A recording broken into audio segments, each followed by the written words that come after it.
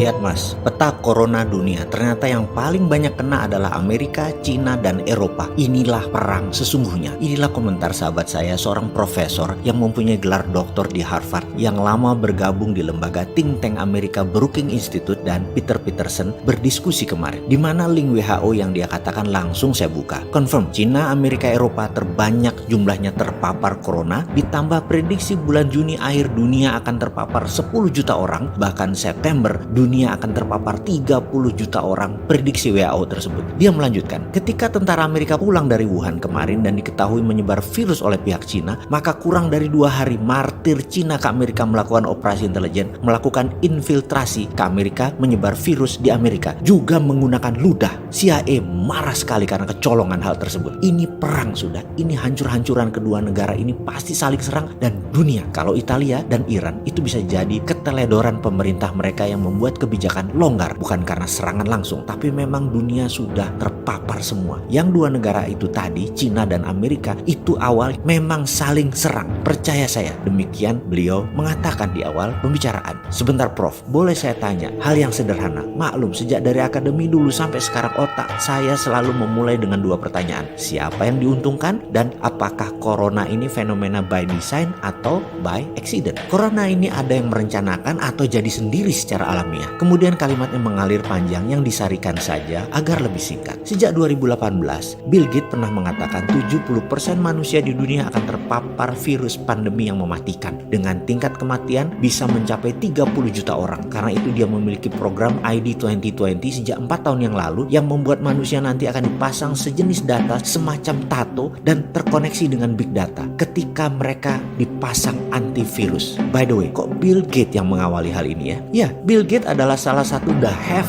dari kelompok Bilderberg. Apakah geng Bilderberg di belakang ini semua? Kita coba rincikan. Semenjak mereka, kaum the have ini diserang di Davos 2018, mereka hingga saat ini sudah banyak melakukan rapat-rapat rahasia. Shadow meeting di antara inner circle mereka, core mereka yang semuanya adalah orang Eropa dan Amerika Utara itu hampir semuanya keturunan Wahyudi. Mereka ini ada di mana-mana dan menguasai winner takes all di bidang masing-masing. Bagi mereka semua sudah borderless, antar negara, antar wilayah itu tidak ada. Mereka biasa bergerak sebagai shadow dimanapun, di banyak negara, bahkan banyak negara di bawah kendali mereka, pemimpin-pemimpin atau penguasanya. Secara harafiah, Amerika itu shadow country-nya Israel. Amerika itu proksinya Israel. Israel proksinya Wahyudi. Begitu bukan? Yang di permukaan Israel, yang shadow-nya Yahudi Wahyudi. Jadi corona itu kalau dianalisa dari beberapa think tank anti mainstream, ini bukan masalah Cina Amerika lagi. Ini masalah who the real controller of the world. Mereka Wahyudi Israel merasa sudah masanya dunia ini harus didistract, diubah lagi aturan mainnya, sekaligus balasan dari Holocaust. Ini revenge, ini vendetta. Yahudi sudah biasa main sebagai bayangan. Sejak zaman Nabi Musa mereka sudah mengelana ke sana kemari. Catatan, terusir. Sudah biasa dibully dan tertekan dari semua zaman. Puncaknya serangan hari aneh di tahun 1308 yang dikenang sebagai Friday the 13th, the end of the Night Templar, yang sampai sekarang menjadi teka-teki dunia. Yahudikah di belakang eksekusi Templar tersebut? Templar, pengendali Yerusalem dan pembuat strategi pengiriman uang antar wilayah, mendadak musnah hilang dari permukaan bumi. Siapa di belakang itu semua? Siapa mereka? Semua harta Templar hilang, dan sejak saat itu, sejak abad 14 itu, semua jadi shadow, jadi bayangan. Mereka tidak terlihat ada di mana-mana, tetapi ada di mana-mana dan mengendalikan. Perkiraan data analisis sementara ini, Yahudi Zabatai di belakang yang akan meriset dunia ini. Mereka secara kalkulasi harus menjawab who is benefiting dari peristiwa corona ini. Siapa yang paling bermanfaat, dialah yang memainkan sesungguhnya. Ke depan sepertinya akan ada 00 baru, patokan baru. Sesungguhnya sekarang masih terlalu awal bagi banyak pengamat. Masih belum ketebak apa yang akan mereka mainkan, tetapi sudah mulai kebayang arahnya. Sudah mulai terasa. Wahyudi agaknya berencana menggeser epicentrum dunia. Dunia akan jadi full digital dan nantinya ada God Eyes. God Eyes adalah sebuah sistem big data dunia yang mereka akan kendalikan. Untuk itu, kalau dulu kita pernah mengatakan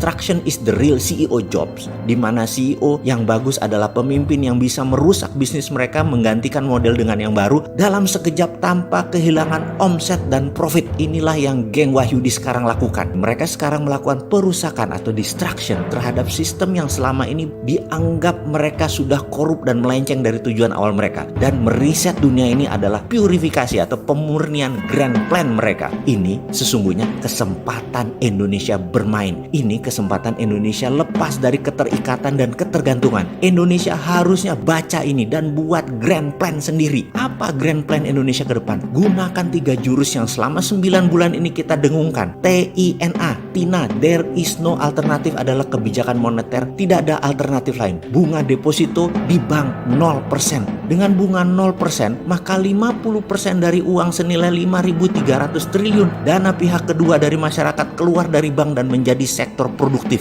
Kedua adalah printing money berbasis proyek 12 lapis tanpa unsur impor. Ini harus dibuat rencana yang namanya cost accounting, dihitung secara rinci sekali. Kain misalnya akan dibuat, maka 6 lapis ke bawah harus dibuat rinci. Benang dari mana, bahan benang dari mana, kapas dari mana, polyesternya dari mana, mesinnya dari mana, dan harus lokal konten semua. Dan mesin dibikin saat ini. Bahan baku harus lokal buat kain tersebut. Mesin boleh tiru atau ngopi mesin negara lain. Tiru modifikasi, tiru plek, sikat. No rule. 6 lapis ke atas yaitu nanti jadi bajunya, kancingnya, resletingnya, kerahnya, distribusinya terus dipecah 12 lapis. Dan printing money tadi khusus untuk proyek tipe seperti ini. Khusus industri manufaktur, juga properti, pertanian, pangan, infrastruktur, termasuk ibu kota baru, biayai. Dan ibu kota baru ini nanti di bawah kementerian, bukan gubernur. Seperti Putrajayanya Kuala Lumpur. Kota itu kasih nama Garuda Pura misalnya. Pusat pemerintahan baru NKRI. Semua dana ya kuantitatif easing, rupiah biru, pakai MMT, basis keilmuannya, ilmu dasarnya